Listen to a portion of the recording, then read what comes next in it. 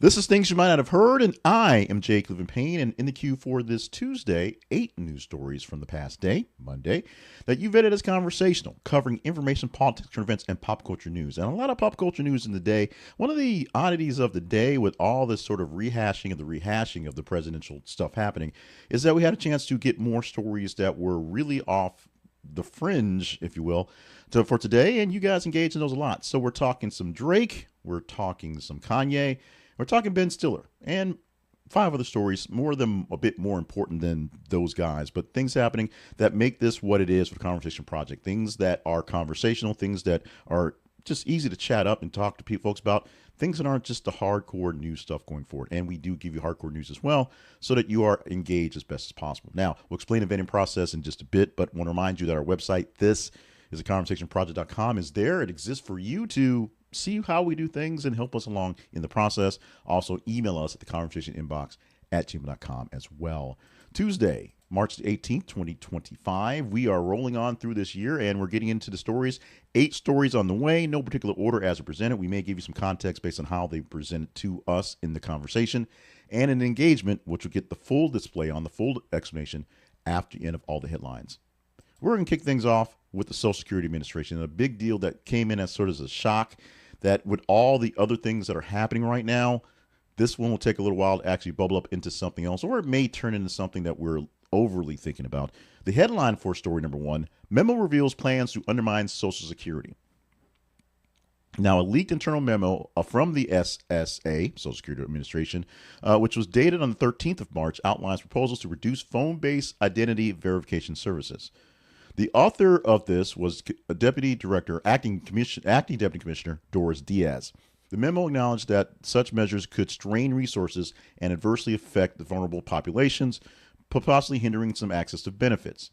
SSA has not confirmed the current status of these proposals, but they have been leaked as something, so people are taking a look at them. So, what does this actually do? So, the Social Security Administration wants to lay off about 7,000 employees, which is 10% of its staff. Not a large number in some of the grand scheme of other things going forward, but 10% does make an issue for things that aren't fully funded, aren't properly staffed right now. And these cuts go to specifically to people who answer phones and take phone calls and verify claims going forward. Now, because of so many allegations of false claims and 300-year-old people on the lines getting money, you may think you can be angry about this, but with no one to verify claims, people who actually need to verify things will have to call up and won't get through on the lines. And so, because of that, they'll have to get into an actual office, which if they're less staffed, have less people to work at, and appointments are take forever. So a person who actually needs their Social Security that has to re-up and re-verify their things will have a harder time making it happen, either just by showing up for the office because they can't drive, they don't move, doing things online, which is harder to do for seniors than you may think, and just not be able to talk to somebody, which is everyone's problem in these days. Now, how this thing's going to actually play out, many senators are seeing this activity and trying to figure out why it's happening and who they're going to have to call to get it fixed. It is a big deal. It's a serious deal as people are trying to figure out what exactly is up with some of these resources, some of these things that are not going so well at the moment. We'll see how they play out eventually as this turns into more of the power grab that many people are saying in this thing to try to take over many resources. Enough chaos to make things not work so that we are vulnerable to whatever is coming next. It's sort of the doomsday nihilism, just sort of dystopian view of how things are working. Like people are actually trying to make this life like the Hunger Games. But it's what a lot of people are seeing in these days. Our next story deals with Harvard as they try to fix things. Maybe it's an interesting story, interesting take. But Harvard has announced they're going to have tuition fees waived for anyone earning less than $200,000, free tuition to Harvard. So you have to get into Harvard. But for folks earning less money, they'll bring more people in. This expansion of the financial aid program that they're having, essentially for covering for people at low income or middle income, if in case, since $200,000 is a lot of money, is going to be a serious boon to maybe their ranks. Those with families earning 100,000 less or 100,000 less will have billed expenses covered, including tuition, housing, food, health insurance, and travel costs. So there's an incentive for people who want to step up in their range to take a jump on Harvard, take a shot on them. It will make approximately 86% of U.S. families eligible for financial aid at Harvard. So that's great. Free tuition was only available for those under 85,000, which means something, but it makes it even better. And this, ironically, aims to increase diversity and accessibility, something that is not really so shy. It's not really kind of frowned upon by the current administration in any action, but it does actually follow what they had to deal with in their 2023 rejection of affirmative action case from the Supreme Court. Now, seems like I'm getting choked up on the story. This is terrible because I really want to use this for the replay. So apparently all these, the acid reflux is not cooperating today. But let me get the story out to you as best as possible. Harvard's endowment exceeds $50 billion. So it enables the support to actually pay for more folks to do things going through and to power through a lot of its controversies had in the last couple of years. They had to award $3.6 billion in undergrad financial aid since launching the Harvard Financial Aid Initiative in 2004. So they've been doing more to bring in more aid to more people, to people who need the aid.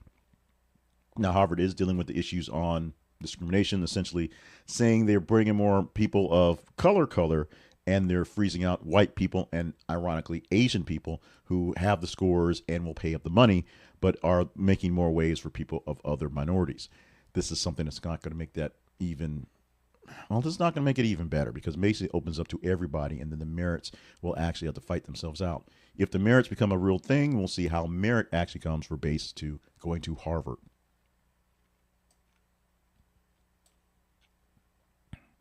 And now the rappers, starting off with Kanye, who has a new song out with his daughter Northwest, and Diddy, as Kim Kardashian is taking legal action over a whole lot of stuff.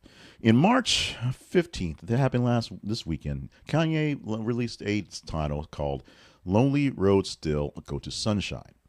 It has his 11-year-old daughter Northwest on the track and Sean Combs. Sean Combs currently in jail, so his interaction is, yeah. It's on X. West attributing the song, as a Puff Daddy song that he's just on. And the song opens with a recorded conversation between him and West, who's currently incarcerated, as we talked about. And then Northwest has a brief verse in there with, "When you see me shining, then you see the light." Kim Kardashian, Northwest's mother and the ex-wife of Kanye West, is trying to prevent the song's release worldwide to protect her daughter. She reportedly issued a cease and desist order, which West has proceeded to put the music on anyway, so it's not so much to cease and resist, but pull back and kind of fight. Prior to the song's debut, West shared screenshots of text messages with Kardashian discussing concerns over North's involvement and trademarking her name. In these exchanges, Kardashian emphasized her efforts to safeguard their children, while West threatened public fallout if the situation wasn't resolved. He later deleted both the song and the messages. However, the internet, it's out there. This kind of shows a tension between the two, Kardashian and West, that led to a lot of them basically looking to modify the court-agreed custody. The joint illegal and physical custody of their 4 children since the divorce in 2022 are now obviously up in question, because the mother questions the father questions the mother, and they're both kind of questionable, if you want to, ask my honest opinion, going forward. The track, which I've not heard and probably won't go looking for, which I know I'm not going looking for, like I said, because the internet is out there, but for full release has not been officially put out there yet. We'll see how this one plays out going forward. We are seeing how this legal battle is playing out as Drake and Kendrick Lamar are still going at it, although now going at it more in the ways of the legal system. But they have another man, another person, another entity, because companies are people, who's stepping in to basically try to squash the battle. Drake's label is moving to dismiss the lawsuit over Kendrick Lamar. It's not like us, because they call it a lost rap battle. Universal Music Group has filed a motion to dismiss Drake's defamation lawsuit concerning Kendrick Lamar's diss track, Not Like Us. Drake's lawsuit alleges that the song, which labels him as a certified pedophile, yes, those words are in there, have hampered his reputation and his safety. UMG's motion argues that the diss track was integral to rap culture and are typically viewed as provocative expressions rather than statements of fact. They assert that allowing the lawsuit to proceed can negatively impact artistic expression within the genre. That means because Drake is suing somebody for bad words on a diss track, eventually everybody will stop putting out diss tracks and UMG will make a lot less money. Everyone will make a lot less money. There'll be less going on to make any money in the rap game. UMG emphasized that Drake willingly engaged in a rap battle, basically opening it up, releasing his own diss track regarding Lamar. They highlight that Drake had previously supported positions against using rap lyrics as legal advice, evidence, and such forth, suggesting that his current stance contradicts the earlier position. Drake ain't being so smart right now. UMG contends that Drake's lawsuit is an attempt to recover from a rap battle he initiated, and then he lost. That's basically where it's at. His actual label is like, yeah, we're going to squash Drake right now because he's not doing good for himself. We need to protect him from Drake right now. Aubrey needs to kind of sit down and we're going to make this thing go away, because if people aren't shooting rap battles, people aren't dissing each other in tracks, we ain't got no rap. We don't get no tracks. We're going to make a whole lot less money. It is about money. But to get there, the money is about supporting the system. We're not trying to make anything be rich by any manner. We like to be able to support ourselves with this actual project, but we're really about trying to make sure we can maintain it. In an era where the freedom of expression and the freedom of communication and free speech overall is in question, whether you want to question or not, or basically question who gets the free speech, we need your help to help us push out this tiny little podcast thing that hopefully can. We need you to like, share, and subscribe to the work we do. If you like the work we're doing, that tells me I'm doing good work with the videos, doing good work with the content. Maybe some days I stumble over a story about that's important and we get past that to the next one, and it happens. I know it's good, and the algorithms think it's good as well. They will share it up with other people to give them a chance to enjoy it as well, or not enjoy it, and maybe like and share on their own. If you know people who enjoy this type of commentary and news coverage, share it with them directly so they can see it and hopefully like and share it on their own. And if you're not getting us natively into your feed, subscribe to our feeds here. If you're watching this on the live feed or in the replay or whatever on Facebook, X, or on YouTube, we thank you for that. If you want to go to our website, this is theconversationproject.com, and see other forums that we are in, you can subscribe there as well. We have an audio broadcast that comes out about the same time as the replays come through. We have a newsletter that's just the links that come straight to your email box. Those ways to get us for the Conversation Project and other forums, including short clips on TikTok as well. Check them out and subscribe to those and help us grow the News Nerd Nation. All right, so at this point, we're going to talk gold. And we teased this story for yesterday, and so we're going to explain what the tease was. We basically teed this up for you guys to engage in. This wasn't a very highly engaged story, but it was there, and we wanted to make sure that it was out there to let you know there are some alternatives out there. Now, I am not a financial advisor. I do have another website and other projects inside of More Better Media that deal with finances. There, I also tell you I'm not a financial advisor, so these things make money. These things lose money. Some of these things are straight up garbage. But gold has been a standard for forever, and gold prices are near record highs right now as the growth of getting this commodity is coming up with concerns on other things out there. The economic uncertainty is surging in the price of gold right now at $3,000 per ounce, driven by escalating geopolitical tensions and concerns over U.S. economic growth. The surge reflects investors' heightened demand for safe haven assets. The key factors include trade tensions and tariff policies, because here in the U.S., United States, we have this policy of saying we're going to put a tariff on somebody and then saying we're not going to, and then putting a double one on and then saying they're not going to, and then putting one on this guy instead of that guy, and threatening back and forth, and then someone puts one on us, and then we go, no, we're going to put one back on you guys, and we do, and then we don't. So it's a big deal. The trade dealings with us, U.S., and the rest of the world are a little bit sketchy right now because of things. And so people putting money straight into gold, which should hold up for a while, is where a lot of people are going with that. There are also a lot of growth opportunities in gold as people are finding more ways to make new funds, and not make new gold per se, make new money on gold and on those funds, new sort of avenues do that. So it's there.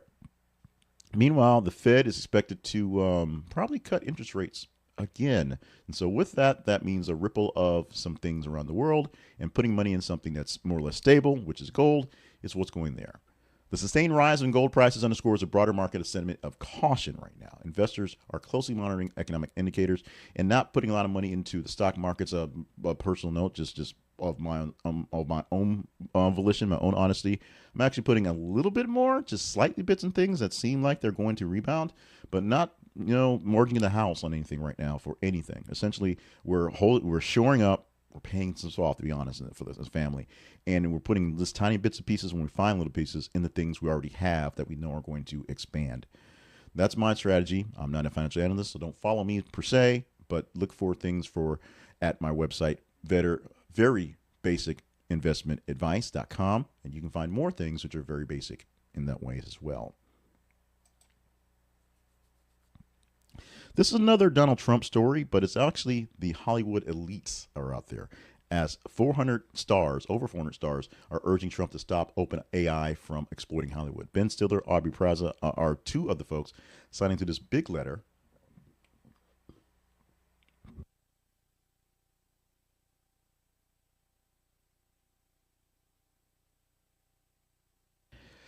Excuse me, this large open letter, 400 plus people to the Trump administration, with an opposition to proposals from OpenAI and Google that actually seek to relax copyright protections for training artificial intelligence models.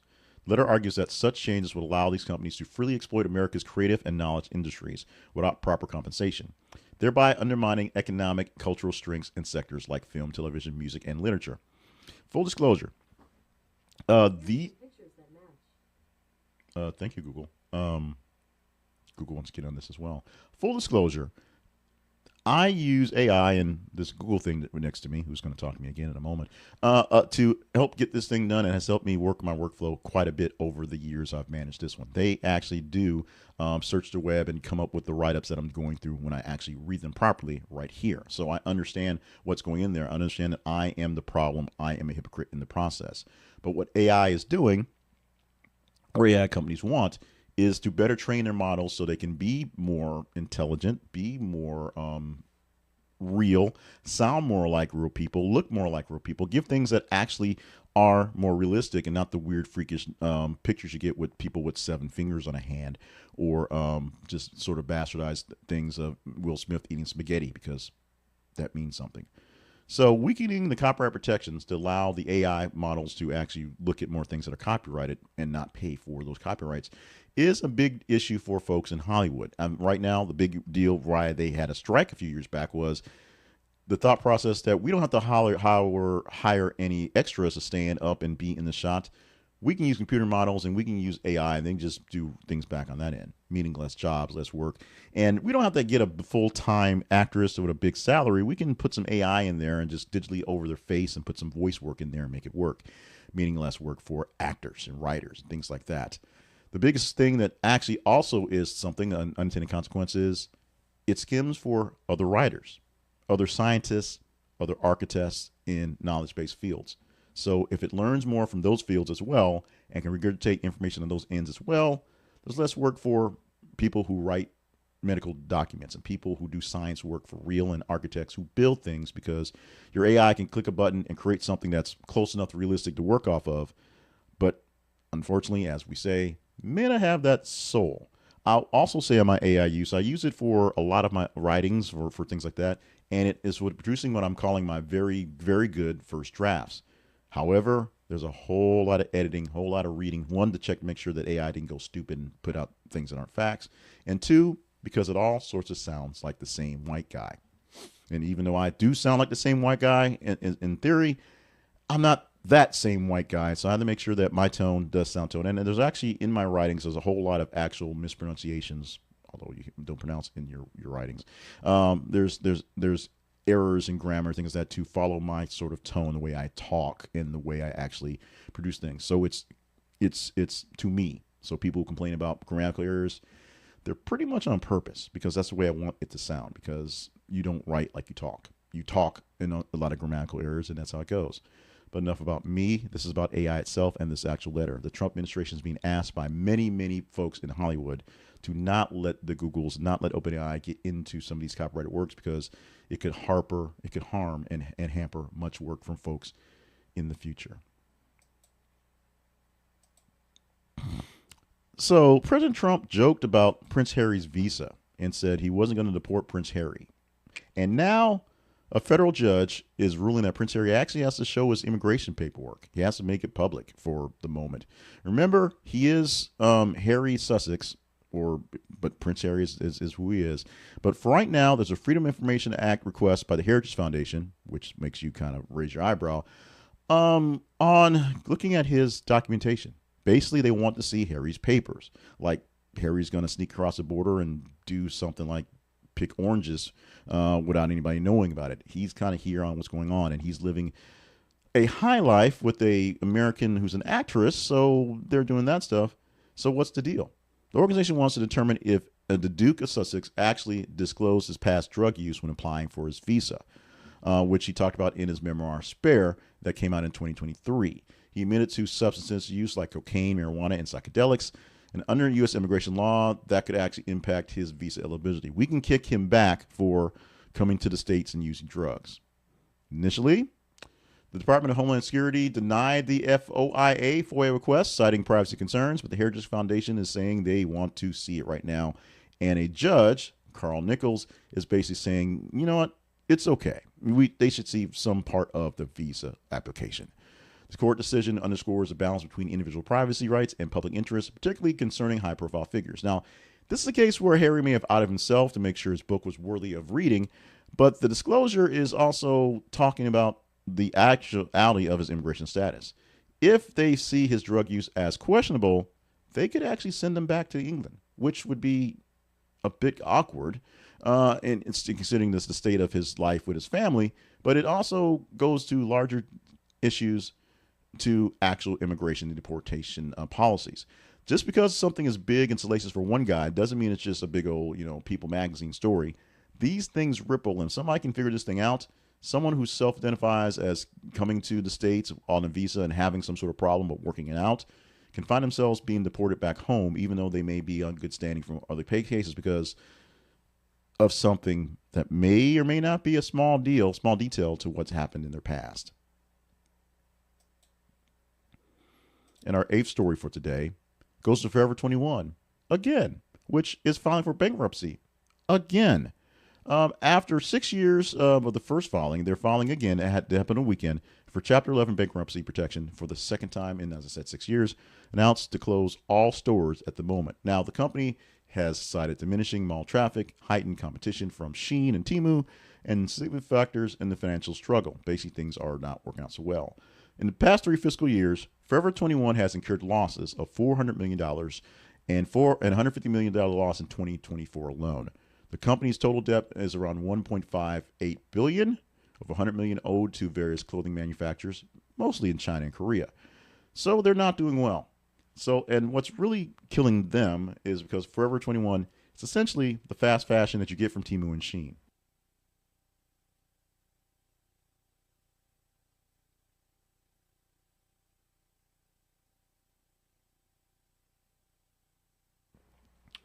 But those websites are offering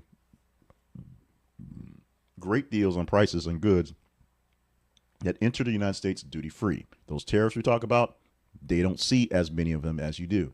So the extra money that's on anything that's imported basically gets lost in the wash for Shein. So it comes out cheaper and just as poorly made in most cases. This makes lower offers for them and challenges Forever 21 and other retailers to go into the stores. Now, you can't really showcase things, but since they cost so little, you can just do what you want to. Ironically, Temu and Shein are also a source for many folks who do boutique-type stores that sell these sorts of things in their own boutiques because they are so cheap. They are an easy supplier for various fashions, making this competition for Forever 21 also bigger because they buy from larger competitor type warehousers as opposed to bits and pieces here. They're set to close all stores at some point in time, but they're still looking to find a buyer for its stuff and find someone who will buy the stores and maybe operate them in some other manner. In the meantime, things are going on sale again. Things are being liquidated again, and they'll probably bring in more things from warehouses to quickly get the stuff out quickly as possible. Forever 21 probably not going to survive this one, although we'll see. Forever 21 is one of my daughters. One of the stores she likes to shop. She's only 13, so she hadn't been there a while. But when she started looking for bigger clothes, literally larger clothes, because she likes things that are like 12 size, that's a big place to go to. And once they've been started with liquidating stuff, it is something that she likes there. So she's gonna miss it. She goes to the mall for this store and this store only, as they started shutting down some other stores that she liked. A sort of renaissance, if you will, for younger people, the zillennials, whatever they're actually called, who actually enjoy going in and shopping for stuff, as opposed to everyone else in between who just want to stay at home and click the Amazon buttons or the Shein and Temu buttons, if you will. That's it for the 8 stories that we covered today. 8 headlines that we gave to you, that you gave to us, that we gave back to you, if you will. Here's where we explain how we got those. We have what we call feeds. They are just our links on Facebook and X, our social media links on those pages. On Facebook, Facebook.com/This is Conversation Project. On X, X.com/TH_conversation. So when you go to those places, you check your feeds for other things. We ask you to check what we have going on, or just make sure that we're set up to be for notifications, so we're in your feeds more often. We put out news stories every 50 minutes or so on those feeds, and you just engage in them. It's literally the engagement of you and the internet to tell us what stories are worthy of chatting up, what stories are conversational. Like them, love them, hate them, share them, reply to them, do what you can. And the more engagement a score gets, the higher that they get a chance to talk about, and the better chance we have to talk about them. We'll take 8 stories for tomorrow out of the top half of stories, 15 or so, from the 30 stories we'll post throughout the day for this Tuesday to give you a Wednesday show.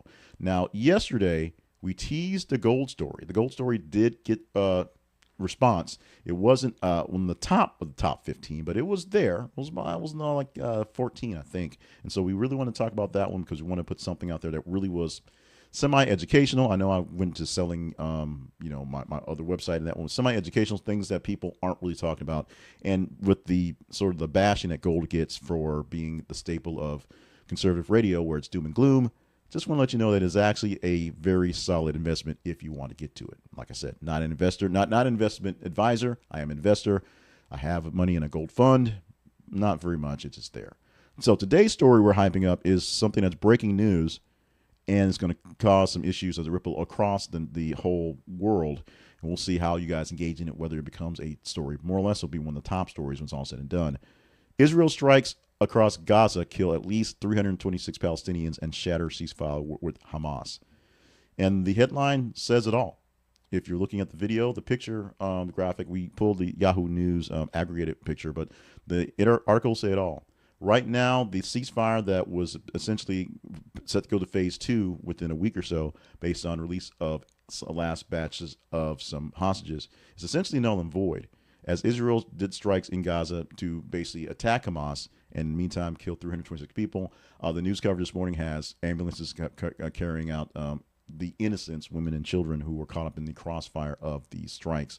And so this will be an issue that will happen. And Benjamin Netanyahu and the defense minister said, yep, we called it. We put it out there. We called the hit. I called that shot, Chuck, to get that out there. So this is something that's going to take a little while to process. The rest of the world is awake, so they're doing on this end. It'll take a while for us to sort of take in and process, and for whatever action happens next to happen next. But you can help us talk about it as the story will gain some traction and get some updates.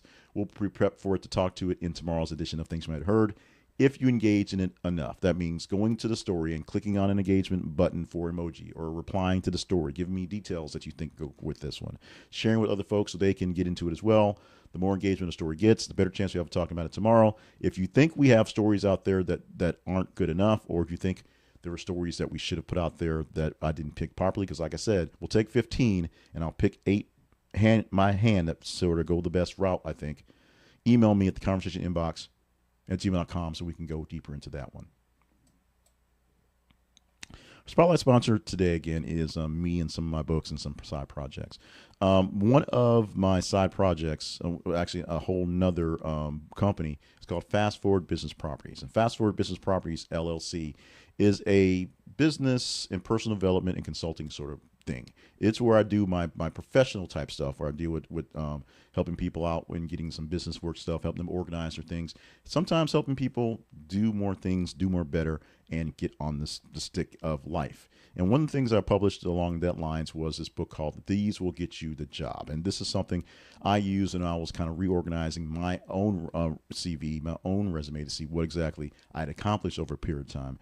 I went through and did some extra help and did some work, some research, and looked at some of the actual traits that many people have that will essentially get them a job over other folks. So if you have a dream job career that's in mind, you want to switch to something else, or you just want to basically make sure you look better at work so you can get that promotion, this book called These Will Get You the Job will give you this ultimate guide to standing out in the competitive job market with your actual skills you have. Now, it's a rough and tumble folks out there, but these are practical, actionable, and strategies that you can use to get yourself hired, whether it's being hired at another company or being hired someplace inside your company trying to do a shuffle, whether it's a lateral or a move up.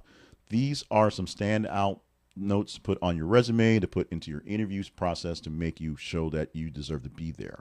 And here's something that I did that was kind of really interesting that I thought was something to be done, because I have dealt with this personally most of my working life and have people deal with this as well.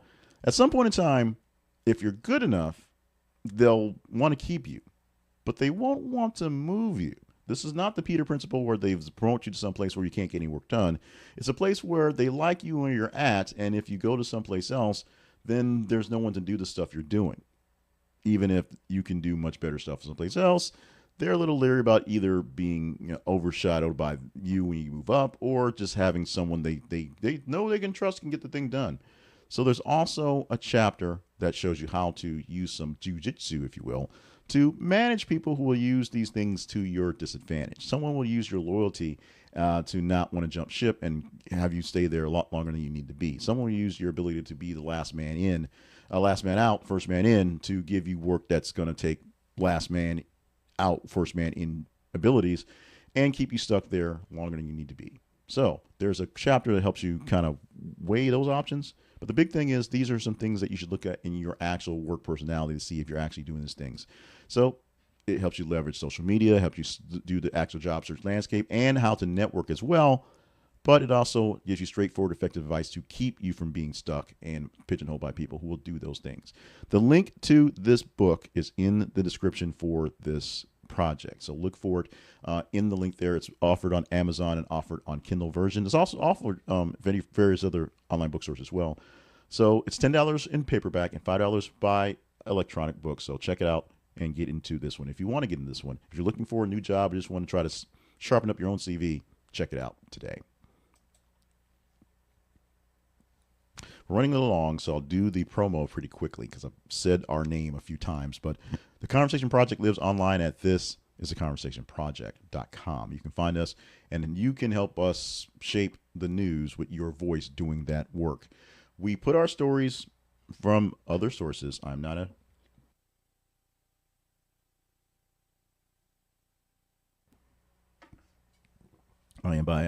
a journalist. I have a background in journalism.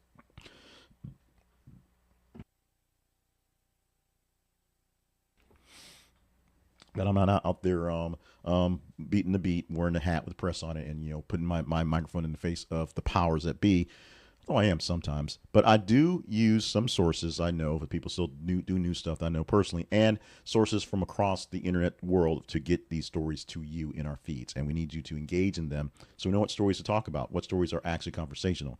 Yes, we're going to talk about the Gaza stuff because it is a big deal, but we also talk about smaller issues that get snuck around in sort of the crevices of news, because sometimes they're fun, sometimes they're lively, sometimes we need something to just give us a bit of relief what's going on out there. You can join our community by just hanging out with us on the feeds on Facebook and X, emailing me at theconversationinbox@gmail.com, visiting our website, thisisaconversationproject.com, and you can see all the things we do in the past episodes, find links to other things you can watch us, listen to us, read us at. And of course, consider checking out more sponsors and consider checking out our partnership page and helping us go forward. If you're a YouTube watcher, you can click the join button, and it's the same as being a partner, and it actually is slightly less expensive than the links on our partnership page via the Buy Me a Coffee platform. That's all there. So we post trending topics all day long, and we need you to engage in them on our feed so we know what stories to talk about in the next iteration of this thing here. And we need your help to help us sell ourselves as a bigger venue. So that's where the like, share, and subscribe part comes. Like us, share us, subscribe to us so we get more folks into the feed and you into our feed so we get more stuff done. That's going to wrap it up for this Tuesday, March 18th edition, 2025. 4 things you might not have heard. I'm Jay Cleveland Payne. I thank you so much for joining me for this traverse through the news that we can't do without you because you help me write the rundown. You tell me what stories we should put in there, and we pick them from there. It's really about you. So follow us on the feeds and help us out. Consider being a partner and help us do this thing because the financial help helps a lot get things going because you're a YouTube watcher, you're a video watcher, you watch content. You know how the people who are giving you the information that is not being told you by Ari Member or Anderson Cooper or I guess Neil Cavuto is he still on TV? I think he was retiring. So those folks that give you the headline stuff from the mainstream media outlets, your Newsmax, your AONs as well, we're not them. I'm not them. And I want to grow to be one of the folks that you use as a trusted source and a sounding board as well. So I need some support. Those guys have support from their Patreon sponsors and their sponsors. I need support from you guys as well. We are at the begging stage because we want to keep doing stuff. We think we're doing a good process, a very good product for you. If you agree, we ask for you to help by at least engaging with us so we know we can get those engagement numbers up. And then if you want to give a bit financially, we would like that as well. Other than that, I'm done begging for the day. That's it. The Tuesday, March 18th, 2025 edition is now officially wrapped up. Make sure you stay hydrated, stay limber, and on task for all the grand things you're here to do in this life. Because this life, the life you have, is a marathon. Do not try to turn it into a sprint. Love you. Mean it. Do this again for a Wednesday edition.